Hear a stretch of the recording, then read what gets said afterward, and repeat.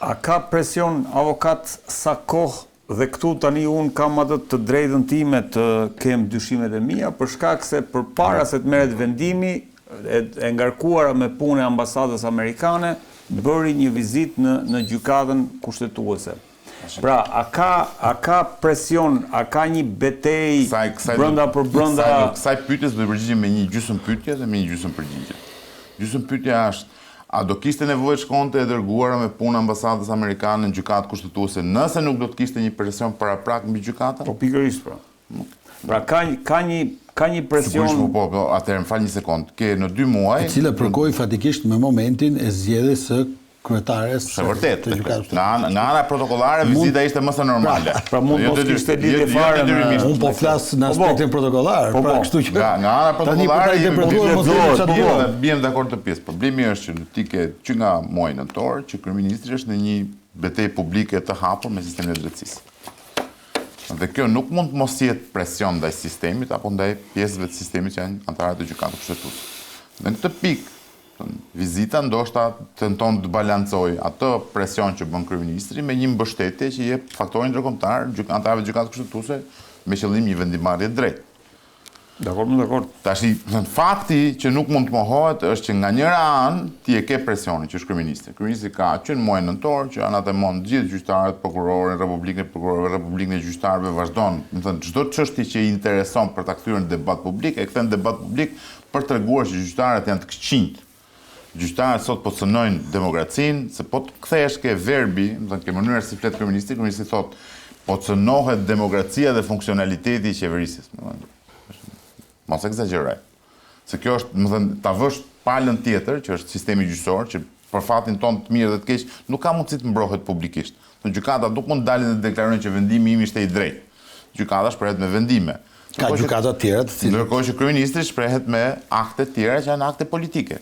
Dhe në këtë pikë, edhe sikur kryeministri mos ta ketë vullnetin për ta bërë një gjë të tillë, edhe po e shfaqsojmë nga dëshira për të bërë presion gjykatës, fakti që e bën është vetvete presion te gjykatës.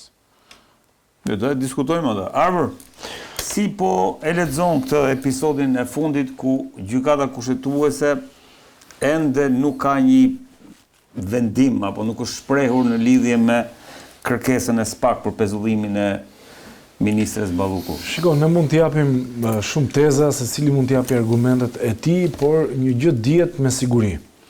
Çdo veprim, çdo qasje që po ka gjykata kushtetuese, që ka Kuvendi i Shqipërisë për çështjen e imunitetit, është brenda fatit ligjor. Pra jemi duke folur brenda kuadrit ligjor. Dhe diskutimi këtu nuk flitet çfarë po ndodh pas kuintave, se ne nuk e dim. Mund të jetë pjesa që mund të ketë presione, por mund të jetë edhe pjesa që nuk ka asnjë lloj presioni. Thjesht gjykatësit e anëtarët e gjykatës kushtetuese duan të jenë sa më të sigurt në ato që do marrin vendimin e tyre.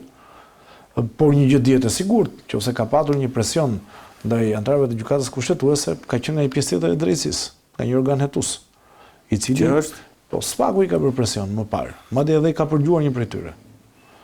Nuk ka qenë e kundërta që ka qenë ekzekutivi ka përgjuar një anëtar gjykatës kushtetuese apo jo. Flasim ato që kanë dalë në media. Nuk po flasim me një fakt të trilluar. Nëse përgjimi është i ligjshëm, kjo nuk ka absolutisht asnjë problem. Ne mund të përgjojmë. Edhe ata janë të përgjimi në vetvete mund të jetë i ligjshëm. Objekti i ligjit. Fakti nuk është se ata kanë imunitet që nuk. Jo, us jam dakord. Nëse është për çështje të caktuar, e di pse se ka një gjë. Nëse ti specifik jam dakord me ty. Ti je pal. Jo, po ka një gjë. Nëse ti je pal, pra nuk mundet lojtari i futbollit të përgjojë arbitrin. Sepse nesër arbitri ishte ai që do vendosi për atë ekip futbolli. Po mund të jetë për çështje tjetër, nuk ka lidhje fare. Po çfarë lidhje ka? Po ti janë në një të gjyqtar. Po dakord, po. Dhe nëse rezulton asnjë gjë, tani kjo është për të parë. Jo, se ka dalë që nuk ka rezultuar gjë. Po gjithsesi. Pra se, po ka një gjë. Për mua jemi duke folur në terren totalisht ligjor. Atë nuk e kuptoj debatin politik. Jo, Berisa sot domethënë tha publikisht që ka presion të hapur mbi gjykatën kushtetuese. Berisha është ai që bën madje sulmoi gjykatën kushtetuese dhe antar veçantë. Çisa këndshëm që është. Duke akuzuar që ka presion ndaj gjykatës kushtetuese, i bën presion jo. Presion pra. Sulmoi sepse s'po merr një vendim. Ose më fal se ka mosmarrja e vendimit Arbër tani. Ka një gjë që sharasi se unë jam dakord. Ka dhe një tjetër gjë që sharake në të mes. Ka një parti politike që po mbledh firmat, kjo partia politike, një parti e re, do mbet firmat të çojmë në Kongresin Amerikan tha. Po, firmat për mbështetur SPAK-un. Tashin SPAK-u mbështetje ka ligjore, ka morale, patjetër, po nuk është kaos në vetvete. Dhe dyta ka një gjë. Po nuk e mbështetje. Mbështetja politike ndaj SPAK-ut, qendrim politik. Dhe në fund të ditës, jemi duke fol për gjëra ligjore apo jo. Pra, po shkelet ligji nga dikush në këtë mes? Jo. Atëherë si mund të themi ne që ka një situatë të tensionuar e ka shumë probleme ndaj këtej? Se themi dot. Gjykata kushtetuese është në të drejtën e saj, është brenda fatit. Parlamenti është brenda fatit për t'i dhënë rekomandimin Këshillit Mandateve dhe Rregullorës. Kjo nuk për t'i dhënë pjesën e brenda fatit, është me 3 muaj. Jo, është me 3 muaj se nuk është kështu. Është 3 muaj, po kanë lexuar. Po jo për kushtetutën. Mbaro dhe do ta. Dhe do dalim aty më një herë. Këshilli Mandateve është brenda fatit 3 mujor që mbaron diku në fund të shkurtit ose fillim të marsit, për të dhënë një rekomandim ndaj Kuvendit të Shqipërisë, që vjen një rekomandim nga majoranca, një nga opozita, e sigurt është një do t'i thotë hiqja, një do thotë mos ja hiq, ose mund të kemi dakordsi do thonë hiqja, do thonë të dy. Jemi në terren ligjor dhe duhet të kuptojmë një gjë, pavarësisht se ka apo jo të drejtë Këshilli i Ministrave moralisht ose jo. Ka të drejtë zëri Balluku moralisht ose jo, ose ligjërisht nuk e dim. Janë procedura ligjore që ja lejon kushtetuta që t'i bëjnë. Po procedurave duam të kuptojmë se çfarë po ndodh. Po se kupton dot. Sepse në përmjet procedurave ti ka një gjë. Ka një drejtë shumë. A është saktë që ja lejon ligji apo jo? Ka që më duhet. Absolutisht po. Morali. Hajde flasim për moral. Jo, të analizojmë politikisht. Se ka një përplasje. Dëgjoj. Po Fredi, Arbëri ka shumë drejt kur thotë që në proceduralisht dhe ligjërisht kryeministri dhe majoranca është në drejtën e saj. Edhe gjykata. Kushdo që t'ishte, edhe zoti Berisha për ankimimet që bën. Çana tregon kjo gjë? Na tregon një fakt që ne kemi kohë që e themi, që ne jemi demokraci procedurale. Nuk kemi demokraci funksionale. Një demokraci funksionale zgjidhjet nuk janë gjithmonë ligjore, janë përgjithsisht politike, që do thotë kur ndodhin fenomene të caktuara, ti gjen zgjidhje politike, nuk kapes mbas çdo hapësire që t'jep ligji për të mbrojtur diçka që nuk mbrohet dot politikisht. Dhe kjo është ajo që po ndodh. Dhe kur them demokraci procedurale, që do thotë ti bën procedurën, por produkti që ti merr nga procedura nuk është ai produkti politik që intereson qytetarit. Është thjesht kjo veshja procedurale me cilën ne pastaj kamuflojmë faktin që jemi demokraci. Bëjmë sikur kemi zgjedhje, por në fakt nuk kemi zgjedhje. Çfarë duhet bënte kryeministri? Jo vetëm ku e konsideron sulm atë që jo vetëm kryeministri. Nuk e kam. Jo, kryeministri nuk po them për Ramën. Një kryeministër në këtë pozitë. Kryeministri në një pozitë tillë do bënte atë që do bënte çdo homolog i tij në një vend të Europës Perëndimore ku ne pretendojmë ta ndërsohemi, që do të thotë duhet t'japi dorëheqjen kushdo që është person nën hetim. Se ky është standardi moral që kërkon. Duhet t'japi dorëheqjen, që kërkon demokracia, të përballet me drejtësinë nga një pozitë e qytetarit zakonshëm dhe pastaj politikisht le të vazhdojë çdo betejë të mundshme. Por ligjërisht me drejtësinë nuk mund të përballesh gjithmonë nga pozitat e forcës. Jo nga pozita don ti tregullosh drejtësinë, dil të bëj betejën përballë me drejtësinë. Po nuk e jep dorëheqjen zëvendës kryeministria. Po mund ta shkarkoj kryeministri, se e ka nomenklaturë të vetën. Po mund të ishte për të shkarkuar. Duhet ta shkarkoj, thua ti nëse nuk jep dorëheqjen duhet ta shkarkoj. Standardi moral është ky. Edhe demokracisë funksionale. Nëse duam demokraci procedurale ku standardi është se si është gërma e ligjit, hajde të interpretojmë atë gërmën hapësirën që na lejon ligji, që ne mos bëjmë atë që duhet bëjmë moralisht, këtu është në rregull. Që të gjithë janë në rregull, pikë. Dhe ata që nuk mbledhin Këshilli i Mandateve janë brenda afateve ligjore, dhe gjykata kushtetuese që nuk del me vendim është brenda afateve ligjore, dhe kryeministri që e çon ankimin gjykatës kushtetuese është brenda ligjit. Por kjo nuk është çështje ligji. Është çështje qëndrimesh morale politike, që do të thotë ti politikisht mund të bësh çdo sulm, por ama duhet të kesh moralin që para se ta bësh sulmin, ti je zhveshur ti nga pushteti për sulmin që bën. Dhe ajo që ndodh në mënyrë konstante në Shqipëri është që gjithë njerëzit që shkojnë përballë me drejtësinë përballen nga pozitat e forcës. Askush nuk pranon të shkojë të përballet nga pozitat e qytetarit zakonshëm. Dhe ky është standardi i demokracisë. Ne duam ne të shkojmë në Europë. Ky është standardi që ka Europa. Po pse SPAK shkoi me këtë kërkesë, se ky është argumenti që nxjerrin dhe nuk shkoi direkt me atë që ka shkuar te Këshilli i Mandateve, avokatët. Sepse procesi është dinamik. Nuk është tablo fikse. Është film. Dhe filmi ndryshon. Unë du ta filloj pak nga ajo që tha Arbëri. Shiko, nëse ne do merremi dhe do shikojmë në kuptimin literal, po themi në mënyrën se si ligjvendësi ka përcaktuar në rregulloren e kuvendit, është thjesht një mburoj, thjesht për të kapur për faktin që shiko, duke qenë se kërkesa me kalimin e 3 muajve deri në 3 muaj dhe nuk ka një vendimarrje në lidhje me autorizimin, kërkesa quhet e rrëzuar, pra tashmë bie. Kjo është njësoj se kur ti ke marrë një vendim për mosdhënie, pra nuk është se ka një ndryshim. Po, dakor. Pra nuk e dhënë autorizim. Është ligjore. Ta mëroj pra një sekond. Po më është ligjore. Nuk është pra nuk është se duhet të kuptosh se ka një lidhje shumë të rëndësishme. Po është ligjore. Po ta them ligjërisht pra pse ka një lidhje organike shumë të rëndësishme. Masat e sigurimit janë me karakter urgjent. Që do të thotë, jo më kot, edhe kur prokuroria po e heqim, nuk po marrim ata që kanë imunitet. Në rastet kur kërkohet një masë sigurie shtrënguese, arrest në shtëpi apo edhe pezullim. Jo, po flasim edhe për arrest në burg. Normalisht prokuroria nga momenti që ka çështjen, ka 48 orë për ta çuar në gjykatë.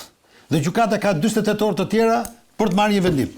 Jemi dakord Rezi? Pastaj edhe 72 orë tjera për ta vlerësuar. Do të thotë janë gjitha afate me orë. Janë gjitha afate, po janë afate kaq të shpejta, sepse realisht duke qenë se bëhet një kërkesë e tillë është e përligjur për sa i përket hetimit, që hetimi është i tillë që nuk mundet dot që ne të presim 3 muaj. Ky është rast, ky është për gjitha rastet apo për flagrancën? Unë po flas për të gjitha rastet. Nuk ka lidhje me flagrancën. Fare, në të gjitha rastet. Në momentin që prokuroria konstaton që ka nevojë të edhe madje edhe detyrim për paraqitje, nëse është një masë e tillë që kërkon prokurori, përsërin është një ka mekanizma të tjerë për ta bërë.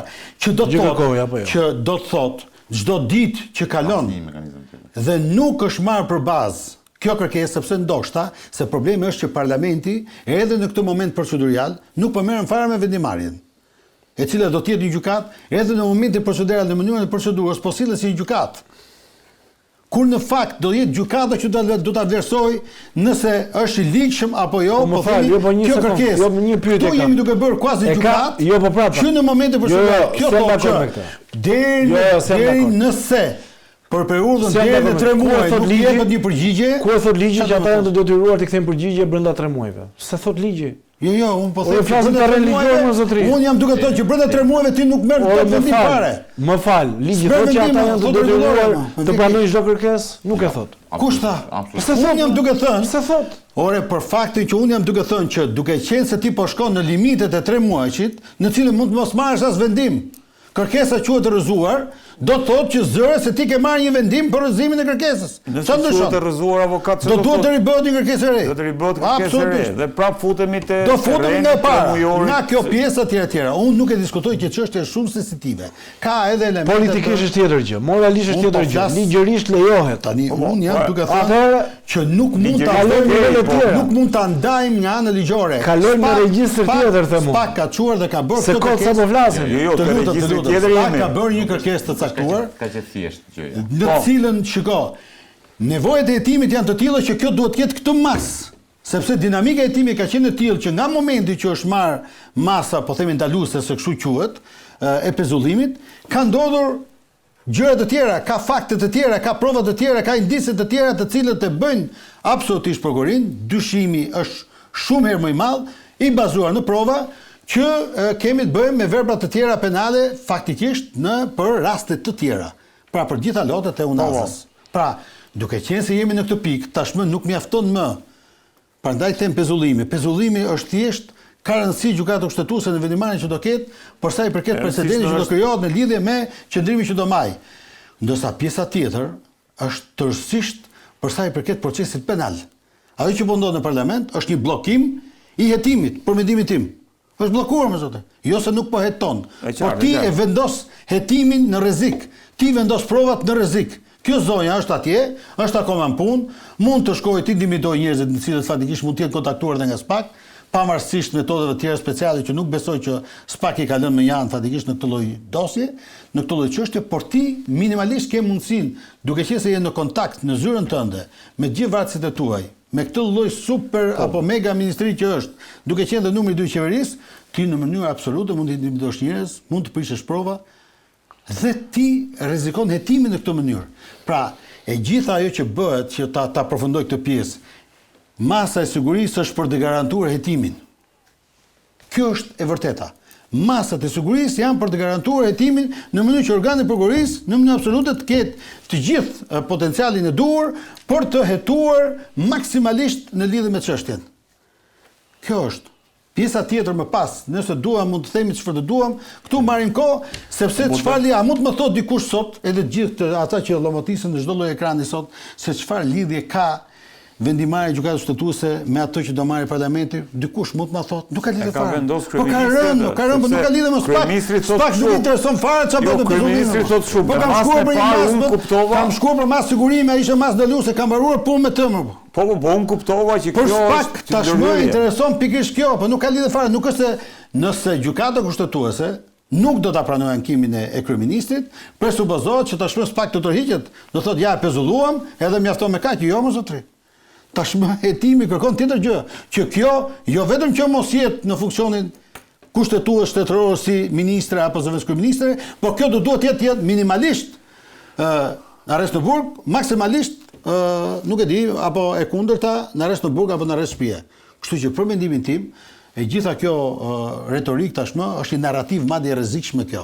Kjo pjesa të presim çdo ndodh atje, se ndoshta mund të ketë edhe një qendrim tjetër nga SPAK. SPAK e ka bërë kërkesën, e ka lënë aty. Ka mbaruar kjo.